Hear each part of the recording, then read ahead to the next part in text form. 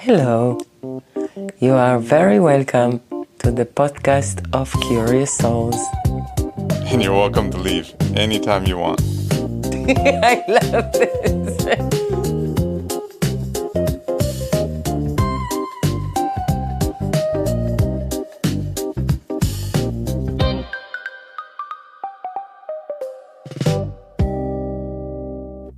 Today, we're going to explore the world of medicine, ceremony, and human transformation. Exactly. We wanted to visit this conversation because there is so much projection, assumptions, fear, and confusion, and even romanticism about these subjects. True. And we want to support those who choose to enter these spaces consciously. The Curious Souls. These ones. Yes. We want to give them some frame of how, what, and everything in between. You ready? Let's go.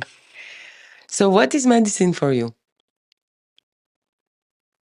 Medicine comes from the Latin word medicina, which actually means the art of healing. And healing in general comes from a root of becoming more whole. I would say that medicine is like a vehicle that supports us in becoming more whole. Beautiful. This is not limited to substances, but we're going to focus this conversation primarily around substances Today. today. We're going to focus on what we call the 5 elements of conscious experience. Please make it conscious. And these are basically the 5 variables that influence the experience, which we really recommend for travelers to take into account. We're very much around the art of conscious creation, which means making conscious choices to create our reality. Exactly. These 5 elements for us are set, Set, type, type, dosage, dosage, setting, setting, and integration. and integration. Do you want to start by talking about set? Sure.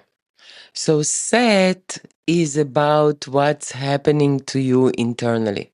Mm-hmm. What is your physical state?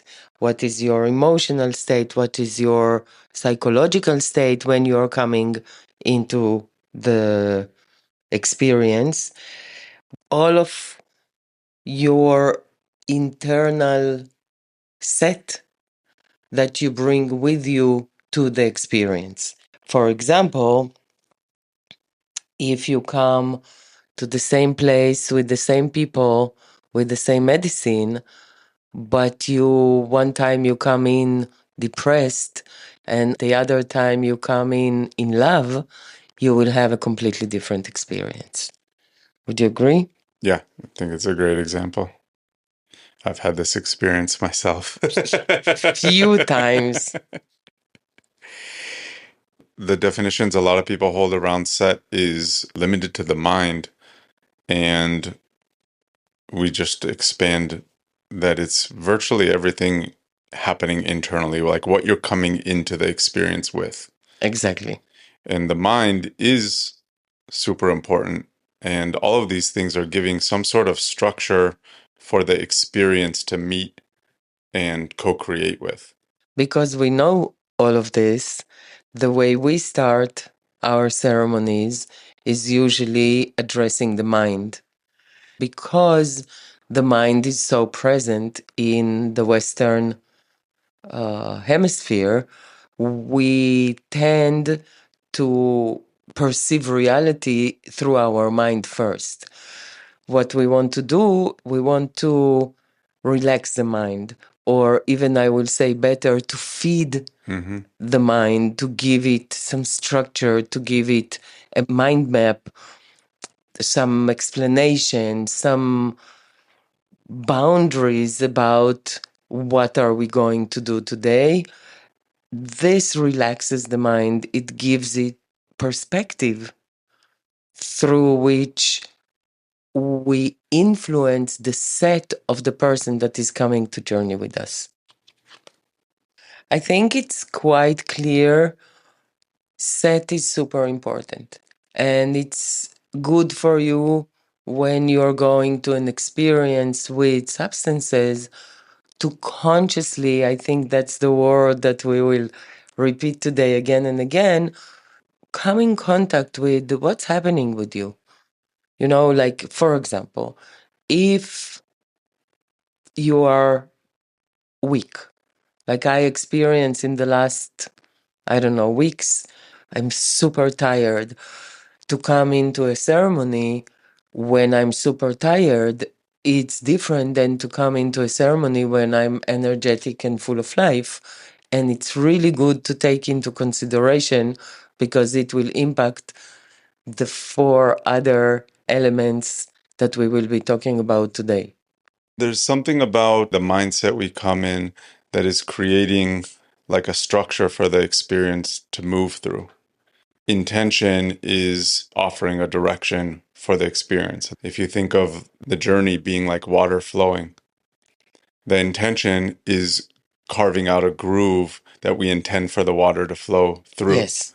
And when we don't have an intention, the water can flow anywhere. Which is also fine if that's what you want to do. Totally. Sometimes your intention is to allow this feminine flow of experience just to be. And it's amazing. We don't have an opinion about what's better. We just say that do the choice consciously. So now, if you're ready, let's talk a little bit and look into different types and kinds of medicines.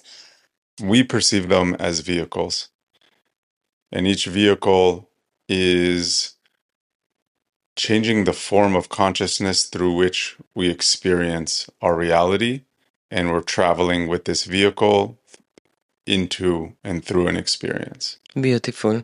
I love this analogy of medicines as vehicles because each vehicle is different by the experience of riding it, right? And it takes us different places. So bicycle can take you one place, but a jet ski can take you a completely different spaces. And even if you're traveling the same road, a bicycle, a motorcycle, a truck, the experience is very different. Exactly. And as you're saying, if you are seeking to experience an altered state of consciousness, some vehicles take a long time to develop, like a meditation practice, to the point where you are really able to drop into a different state of consciousness is a discipline that usually takes quite a bit of time to develop. Substances, and the reason we're focusing on substances, is they can be vehicles that give you the experience of different form of consciousness quicker.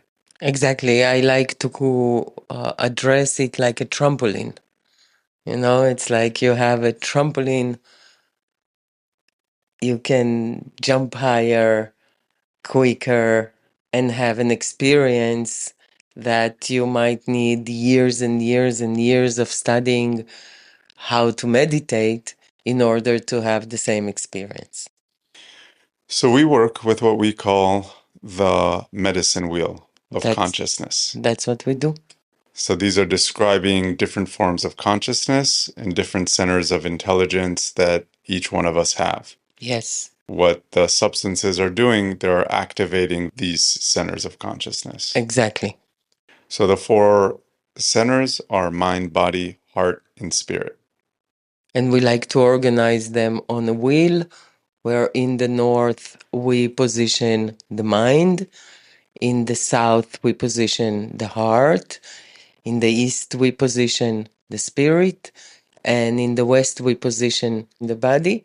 And there is a reason why each one of them is where I just said, but we will not go into it today.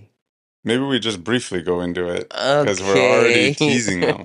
I like teasing. So we put mind in the north because the cultures that we work with are primarily leading with the mind. Yes, and also because in the north is about focusing, like we say the North Star.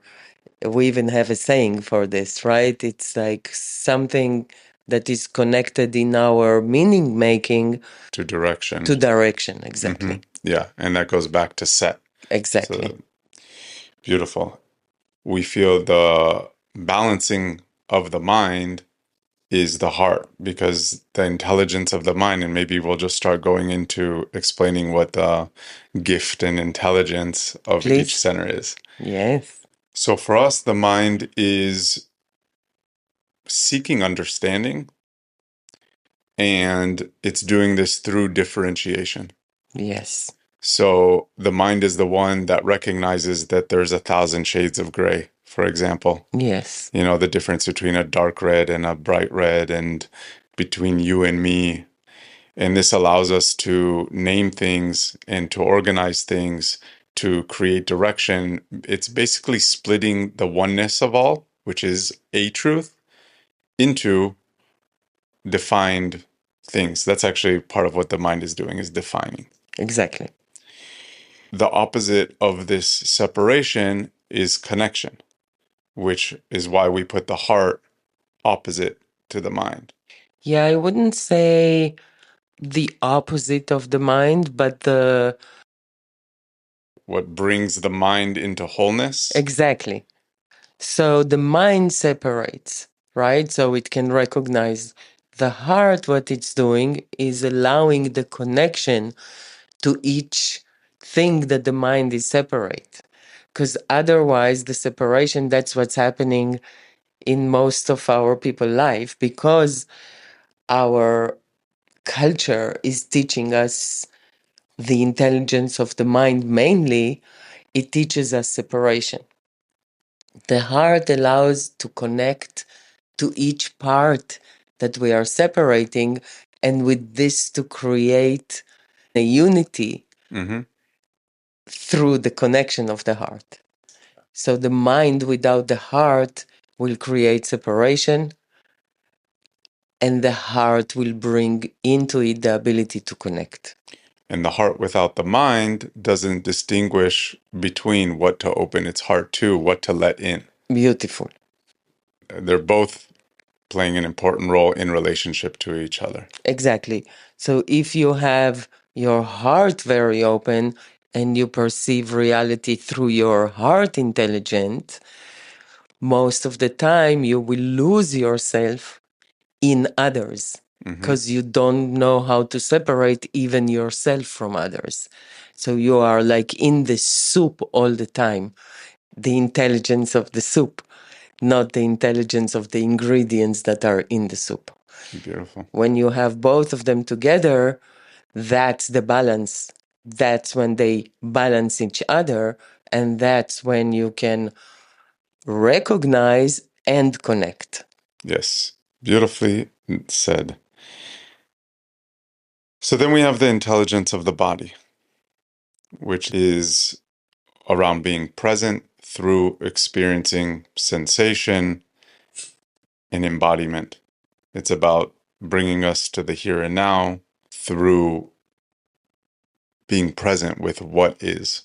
Yes, the human physical experience. It's dense. Mm-hmm. Would you agree to this? Mm-hmm. It's dense, it's here, it's now, It's physical. it's Yeah. it's physical for sure. That's the body intelligence, is how much are you able to stay present in the now. Yeah. And the body is very much about containment. It is holding virtually everything we experience inside. Exactly. To balance and bring the body into wholeness, we need the air, the lightness, and the spirit. Exactly. So the fourth kind of medicine in the wheel is spirit, which is sitting in the east. Spirit is the intelligence of knowing we're connected to everything. Exactly. That To we're being all, connected in to everything.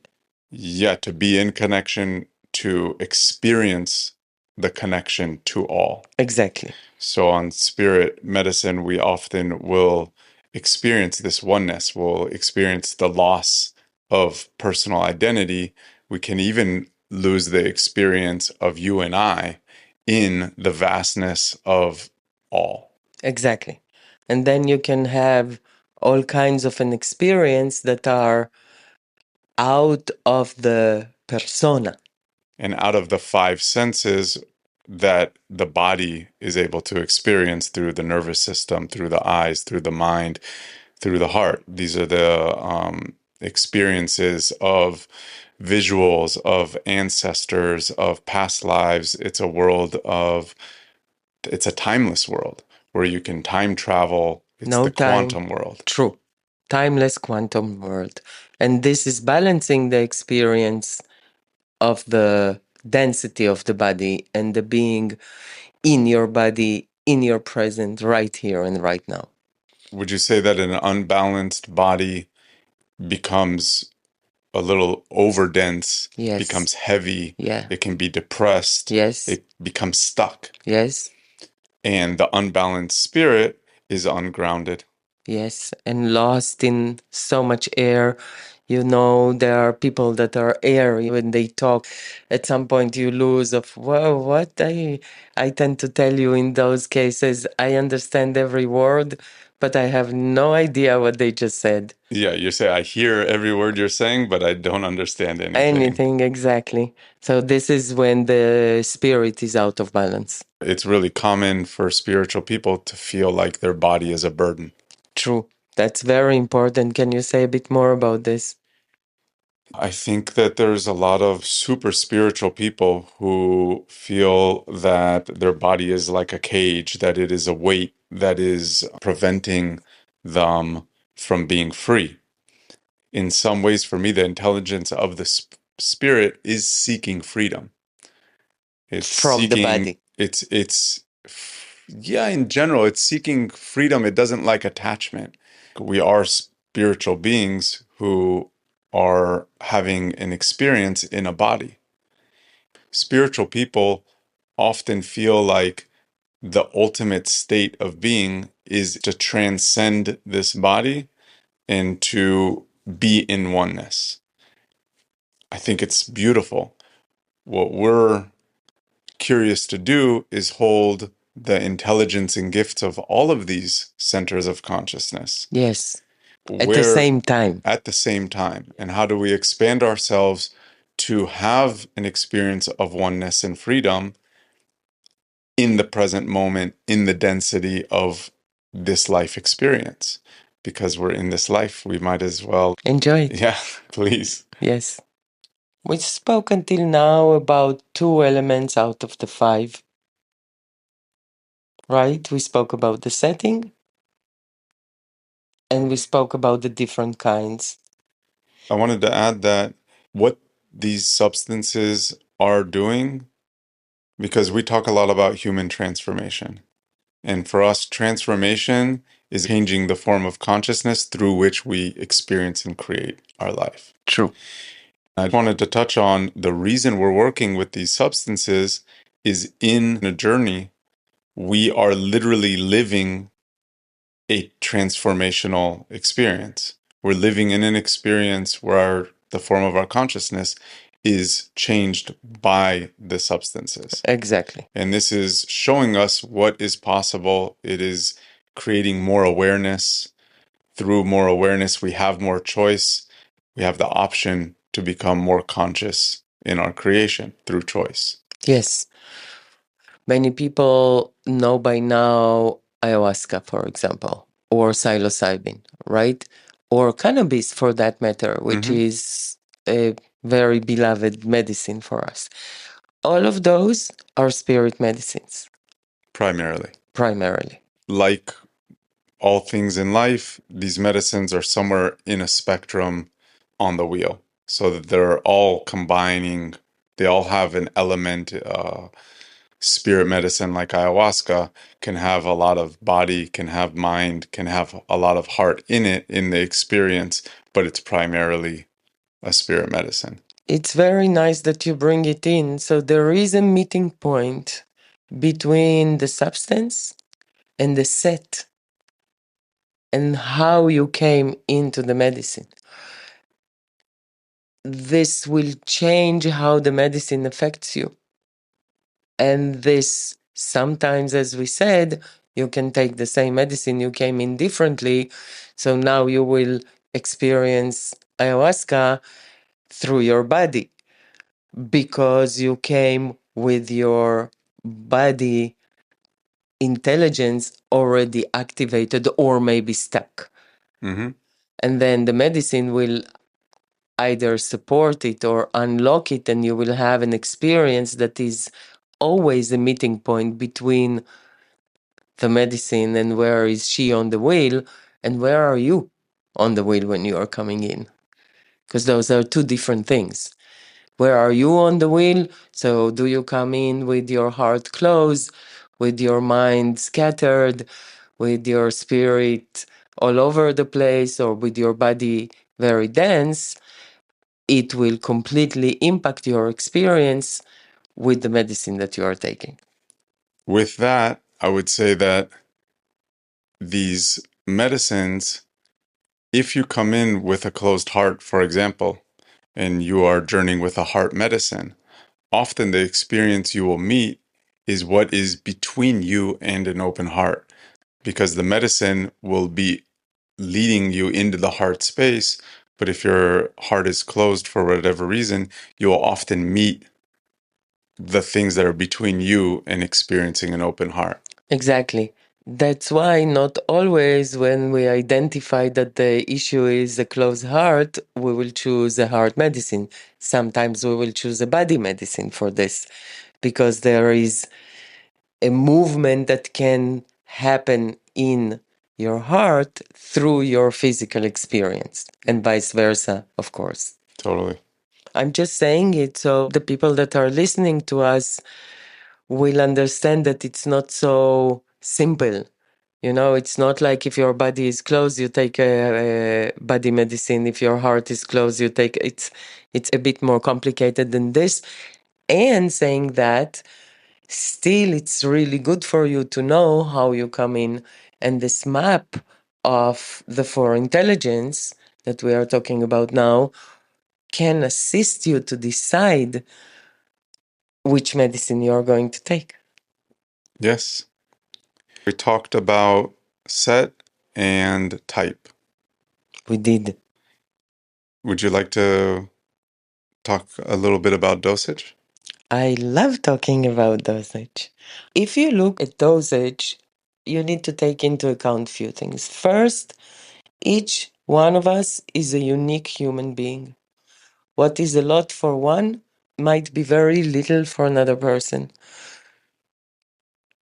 What I'm actually saying is that when you start to explore this world, you need to find your own small, medium, large, extra large doses because my small, medium, large, extra large is very different than yours, for example.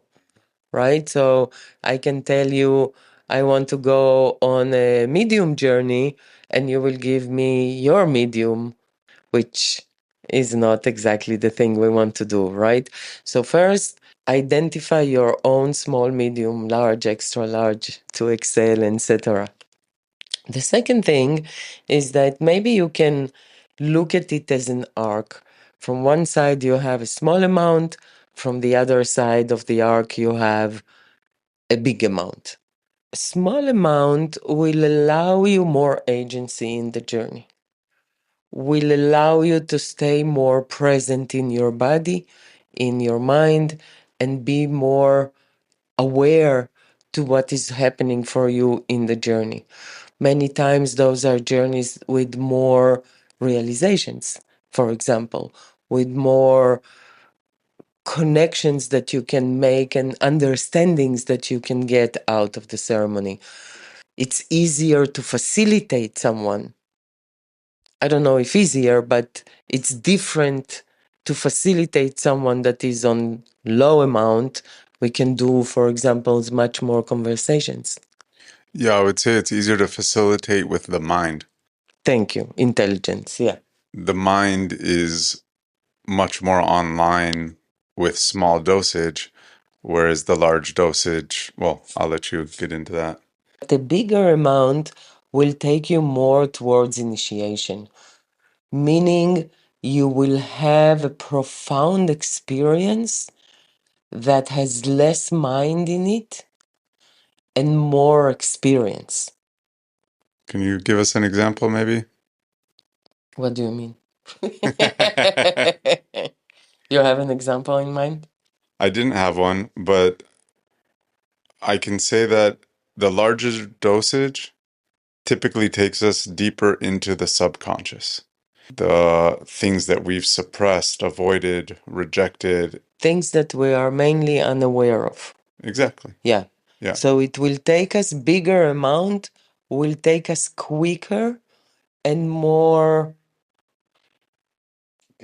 deeper and stronger, I want to say, to meet those places inside us that we usually don't meet.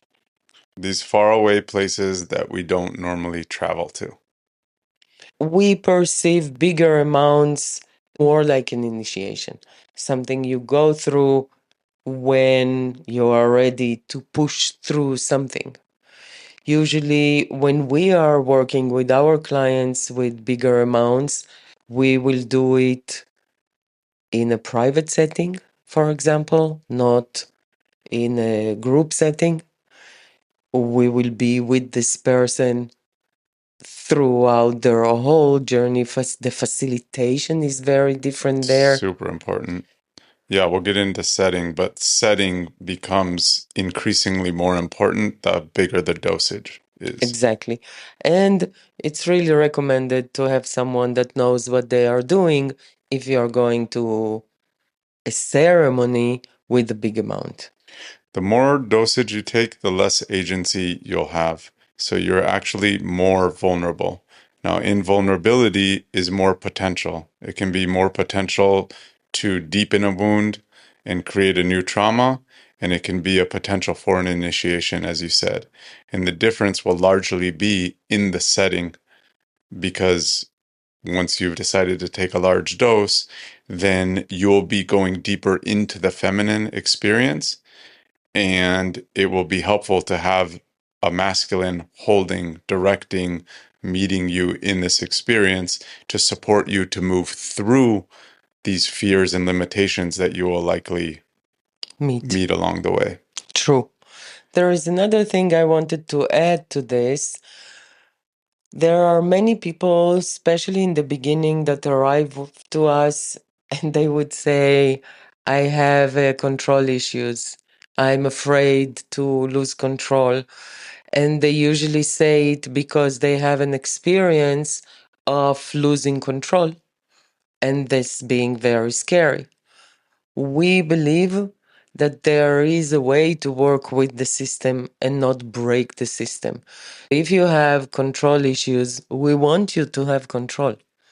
We want to bring you to a place where you don't need to lose control, but you are able to let go of control at your choice. In order to be able to do this, start with small amount, exact amount that allows you to feel the control that you need. So you don't lose anything, you just gain. If we continue to think of medicine as a vehicle and you're going into a vehicle for your first time, the dosage is like the speed that you're traveling with. Beautiful. It's nice to start slow. Get to know the vehicle. How does this vehicle drive? What is it like? And then increase the speed before you go into light speed. Exactly. It's probably worth touching on that the difference between poison and medicine or doing damage and healing is often in the dosage. It's actually in all these five elements. But if you think of, you know this friend of yours that actually died of drinking too much water. for example? Yeah, it's a kiddo. He was a friend, Ruby. Mm, he was a friend of my son. He grew up in my house and they went on a party.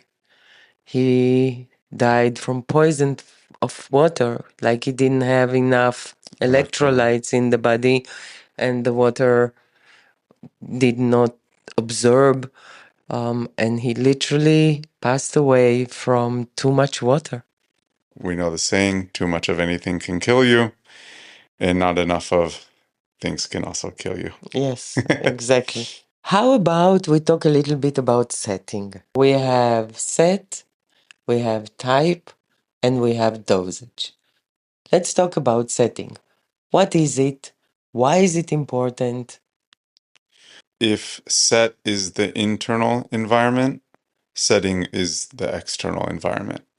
This is where are you journeying? What's physically around you? Are you in a home? Are you in a jungle? Are you at a rave? You want to hear a story about setting? Please. Okay. So one time, I will not say where because I don't want to expose anyone, but one time we arrived to a journey, me and another 3 or 4 people, I think we were. It was in the jungle and it was a big, big, big, big ceremony. There were like maybe 300 people or something. And at some point, there was music, and it was a loud music, and it's like it was a lot of people in a very unique spot in the jungle. And at some point during the night, the monkeys became so irritated and angry that they start to pee and throw shit on all the people. I swear. Can you imagine the experience that I had? It's like the best story for me to emphasize how setting can change your experience, because if you are in a beautiful safe space, or if you are in a space where you are peed and shit on, it will influence your experience. For sure. I'll give you another example which I really like. So there is those ketamine journeys that are being done now and explore in the medical surrounding, I will say. Clinical surrounding, yes. So you come in and they connect you to an IV or a shot, I don't know, whatever, and then there is someone sitting near you. One of the instruction to most of those people, I've not everyone maybe, I don't know, but everyone that I met, and I met a lot of them, is don't touch your patient. Whatever is happening, the maximum you can do is hold their hand. And the people are lying on the bed and they have their eyes closed, like they go into this isolated environment. We believe very different, for example. So our setting is very different. We believe that connection is what's healing, not isolation. So we create connections in our ceremonies. This setting is influencing very much the experience of the person. It's a great example. And likewise, on the other end of the spectrum, you have a jungle where monkeys are throwing shit at you Oh and my pissing on God. you. I'm telling you, it was one once in a lifetime experience. Really happened. So, in addition to your physical environment, which includes all the senses, the lighting can be super important. The music. The music, the music, the smells. We are living in a place where there are a lot of parties and raves and stuff like this. And sometimes we go and we see people that are completely influenced by the music, by the surrounding. This is very different than to do a journey on a river, for example, Mhm. right? Not that, again, it's not Better any, or worse. yeah, just different. And you need to take it into account when you consider to take substances. where to take them, when. We didn't talk about when, but like True. day versus night, it's a very different experience. Exactly. And the other part of setting is with who. Exactly. You can be at a restaurant without substances, whoever your company is, and the people around you. If you're particularly like, we have an experience here in Vinau where a lot of young Israelis are traveling. And this is actually coming up a lot in our community, True. and particularly in the waters, Ocean. in the ocean while surfing, the Israelis have been violent towards a lot of the locals. And so the people around you, the energy around you, the culture is going to have a huge impact on your experience. So are you journeying with friends? How close are you? Do you feel safe with the people around you? The facilitation, as we mentioned, is Key in this. huge. Yeah. So if set is about your internal state, setting is about what's happening outside of you. Are there mattresses to lie down? Where are the toilets? How is the space held? Is it beautiful with flowers and candles? Do you feel safe in wherever you are journeying? I think that's the key word for me. Do you feel safe? Like, do you have a setting around you that makes you feel safe? So we talked about set, we talked about type, we talked about dosage, and now we talked about setting. Maybe you'd like to talk about integration. My favorite subject. Yummy. Also, often my favorite part of ceremony. Integration is an integral part of the journey. If you don't integrate your experience, you will become someone that is jumping from an experience to an experience when nothing really in your life is changing. And the reason is, I like this analogy of the trampoline that I used before. So when you're journeying, you're like jumping with your consciousness to another level.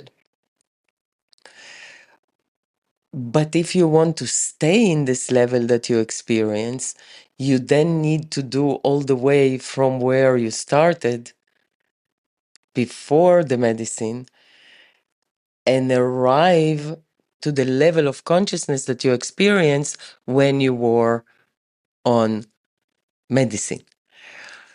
You have to do this way.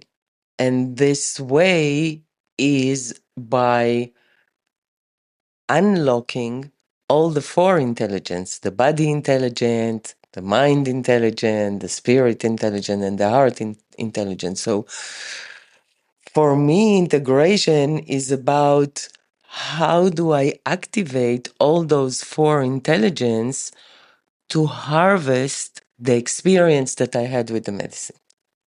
More holy. Yes, How do I become more whole?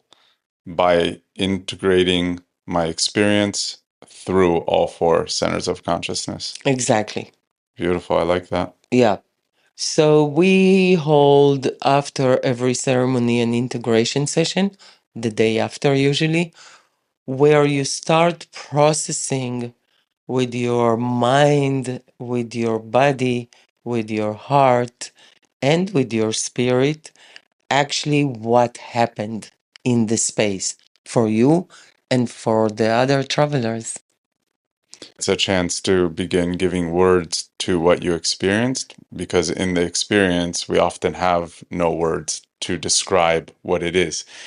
To date, we try to describe what experiences are like with us, and it's really difficult, but because the experience is in a form of consciousness that there virtually are no words for. At least not words that we can use in this consciousness. Part of the thing we want to do in the integration is develop a new language that will allow you. Now, this is a crucial thing. Language is Very important because language is a mirror to our consciousness level. When you jump into another consciousness level, you need to develop a new language to describe what is happening there. Otherwise, you cannot communicate it. And if you cannot communicate it, there is no community that can speak this language. So practically, you cannot hold yourself in this level of consciousness. Language is like a technology for integration. Beautiful. Absolutely beautiful. I would say facilitation can be an amazing technology for harvesting from the experience, from making connections, from Pulling out. pulling out more from the experience. Connecting the dots. Language and the other technology that is one of the most supportive for integration is relationship and community. After you have an experience, you will go back to your life and meet a life that didn't have this experience, that doesn't understand your experience, that doesn't hold the vibration of the transformation that you experienced. And if your intention is to integrate the vibration you experienced, the way of seeing and experiencing life, then it will be much easier for you to integrate it with others who went through the same experience and to stay in contact with them, to use the language, to continue sharing what's happening for you after. We can also look at the integration from the perspective of the natural way of things. So if you look at Mother Earth, she integrates everything, meaning she takes all the materials from everything that died and creates new life out of it. So integration is a bit like this, is to take all the materials that died throughout your ceremony and to integrate it into a new self. I like what you're saying. Integration is part of the integration process, is not letting anything go to waste, and it is bringing us into greater wholeness. That's beautiful. You know, there is this saying everywhere on social media and people that are saying it, which sometimes it's like, it's like, I let it go because it doesn't serve me anymore. This is not our approach. What doesn't serve me now are still parts of me, and I integrate them in a new way that can support me, not get rid of what not serves me. So what we do with those parts is we push them into the shadow, into the subconscious, and create again exactly what we wanted to heal, because we create a new wound of disconnecting from a part of us that we now see as disposable. And there are also many ways, you know, like for example, we hold a ceremonial space, right? There is also a recreational space. There is also a party space. There are different spaces. A ceremonial space requires much more intention, I believe. When we go into ceremony, it's a different realm that we're stepping into from our normal day-to-day life. And we're stepping out of our day-to-day life to intentionally create a setting. And for us, that architecture is we call ceremony. Exactly. I want to say one more thing about integration. One of the technologies for integration is repetition. True. If we want to integrate something into our life, we need to continue doing it. We need to practice. We need to, Do it again and again and again. yes. That's why champions are practicing most of the time. They perform very rarely relative to how much they train. Amateurs practice until they get it right. Professionals practice until they can't get it wrong. Beautiful. So integrating something that you experienced requires repetition until you cannot make it wrong. We're creating life from our conscious and subconscious. And we talk a lot about needing energy to do so. When you're low on energy, you're creating more and more from your subconscious. By practicing, you are embedding the beliefs, the movements, the particularly the see and the do in the wheel of conscious creation deeper into your subconscious so that when you're tired, you can perform these with less energy. Exactly. We talked a lot about ceremony, and we design ceremony in a specific way to integrate the heart, body, mind, and spirit. Would you like to share just a brief overview of the architecture of our ceremonies and why we design them this way? Why don't you do this? When people arrive to our ceremonies, we first like to create connection. So we're personally greeting people. True, they are not waiting for us. We are waiting for them. Most ceremonies you will go, you will wait for The shaman to show the up. shaman, the facilitator to show up. Sometimes you will wait for them hours and hours, and then usually they will tell you that it was exactly the right thing to do because whatever. And then we sit down and have a bit of an introduction circle so that people who often may or may not know each other can at least get to know one another. And we're creating again connection intentionally and opening the heart. This, and also we create for each one a moment to state their state, to share their setting, to share what's happening inside them, because all of this is influencing the relational field. But then when it is vocalized and people are sharing, like for example, in our last ceremony, I don't know, maybe 90% of the people in the ceremony in the beginning said that they have a social anxiety in this way or another. And it was very important for everyone to hear this. It was for sure important for me to hear this. So that's also part of our architecture. Yes, we start in the heart and we integrate the mind, and then we feed the mind first with agreements and boundaries for the space so everyone can feel safe and there's a shared field to play on. Then we feed the mind with a framework, a mind map, a theme, some teaching that lays out the territory that you can choose to explore or not. And it also provides a shared language. So now the field and the participants have a shared language to share their experience. Exactly, and to communicate throughout the ceremony. Then we usually lead an activation, which is taking the experience into the body. Yes, taking the knowledge, the maps, everything we spoke about.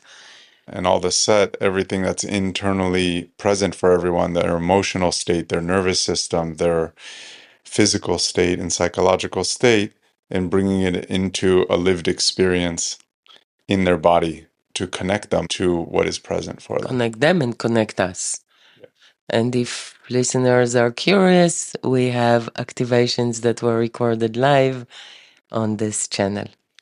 Nice drop, my love. Ah, you liked it? Let me double down and say that we also share our transmissions that are recorded live at ceremonies. So the transmissions are the frameworks, mind maps, and teachings that we offer to feed the mind before ceremony. And afterwards, we continue recording the activation that is really an experience through breath, movement, and sound. Yes. Then we move into the mystery, into the unknown. And this is the sense of spirit, experiencing Whatever your experience. being guided by us, being guided by other travelers, guiding others. We really encourage people here to do or not do whatever they feel that is right for them. So many people, for example, ask us in the intake call, and if I want to lie down by myself and communicate with no one. So if that's what you want, we have a designated room for this. So we encourage people at this stage to go into whatever is right for them, be it in communication or lying down or dancing. As long as you don't hurt anyone, you're really welcome to have your journey. And after going into the mystery, we are landing all of this back into the mind and body for the integration. After ceremony, we have different. I'm really using this word technology a lot today. It's I not a word love I normally this. use. It's a beautiful word. We have a number of spaces for people to stay connected so that there is this sense of community and connection to continue the conversations, to continue the exploration and the integration. All of this is really inspired by what we felt was missing in experiences we're having in different places and the people that were coming to us. Some ceremonies are incredibly strong in spirit, but they're not grounded. There's very little connection in the space to one another. There's sometimes no integration after. And we are trying to create an experience that brings more wholeness to the individual, to the group, and to all. And from this, we were inspired to create adulthood. We actually created a larger platform that is built one on top another, step by step, to support integration. So it's like the idea is that you come into the program. It's a 9 months pilgrimage. We call it pilgrimage because that's how we perceive it. But you come in with a specific area in your life that you want to address, whatever is relevant for you. It can be your self esteem, it can be your relationship with your child, it can anything, whatever is present for you in your life and something that you want to address and to know more about. And then you go into this process where you get to meet online once a month with a group of travelers where we share new knowledge, new mind maps, and then go through an experience with the same people and the same almost setting, I want to say, throughout 9 months. So each month can stand alone, but it's also like a ladder almost. We felt that there was an opportunity to create something with more continuity, something that keeps the sense of intimacy and community, something that offers a container that holds you and supports you through the practice, through the ritual, through the repetition, through the experience, is continually feeding your mind with mind maps, with frameworks that create more awareness and give you tools to navigate life with for your transformation. I don't know about our listeners, but I know about myself that life are stronger than anything. What it means is that I'm being pulled many times from the things that I know that are good to me or good for me to whatever, like life, kids, home, things, projects, parents, whatever. And then many times I'm not taking the time for myself. This pilgrimage makes sure that once a month you have a day for you, and it's a guided day that takes you deeper into yourself. I love you. Okay, so I think we can bring this to a close. So let's And summarize it.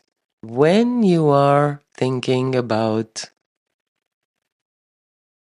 taking substances, we seriously recommend you to take into consideration 5 elements. Think about the set. Think about how do you come in? What's happening inside you? what's your intention? What's your intention exactly? Through this, you can make a more conscious decision on what type of substance will support your intention. Which kind of vehicle do you want to travel with today to support the intention and state that you are in? And there you have 4 kinds of vehicles: body, heart, mind, and spirit. Then, how much do you want to take? Exactly. How big of an experience do you want to have? How much agency do you want to have? And what will support, again, the intention that you set? Yes. Then the setting. Must think about the setting. Do you want a ceremony? Do you want a party? Do you want maybe a solo journey? Do you want in nature? Do you want to do it in your house? Whatever. Ultimately, all of this is either supporting your intention or not. So once you're clear about your intention, you can make decisions about the type, dosage, and setting. That's why the set is in the beginning. You always start with assessing your internal starting point. Finally, integration. How do you integrate all the experience you had into your life? How do you make sure that you don't close the door behind the experience and continue to do everything exactly as you did before? So we hope you enjoyed this podcast. We really do hope you enjoyed it. We enjoyed it. And if you'd like to explore more, there's activations, transmissions, and episodes on our Spotify and YouTube channel.